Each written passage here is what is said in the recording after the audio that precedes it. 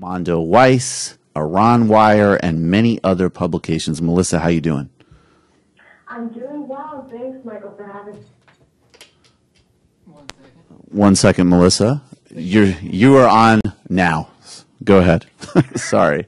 Thanks, Michael. No, it's all good. Thanks for having me. How's it going? It's my pleasure.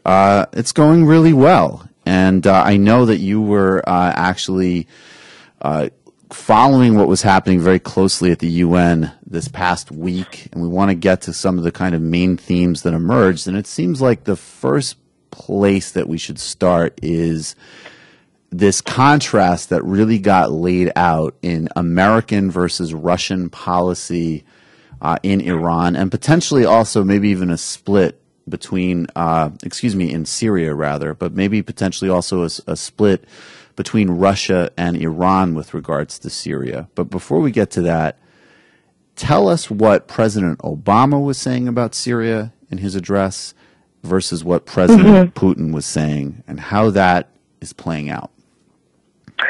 Definitely. So it was really interesting because during the opening of the UNGA, essentially Obama and Putin criticized each other, especially in their war in Syria and the subsequent refugee crisis. Obama called out Putin for defending the Syrian government, essentially saying that he ignored international rules and how they want to impose order through military force. Putin essentially rebutted and said that, the Assad regime represents stability. His force is needed to fight ISIS. And it's interesting because Putin also mentioned how he wants to create an international coalition to fight ISIS. And Iranian president, echoed, how he agrees with this.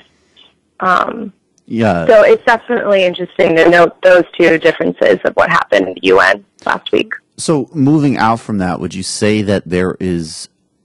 So it seems like basically President Obama's position and the U.S. position has obviously always been very convoluted on Syria.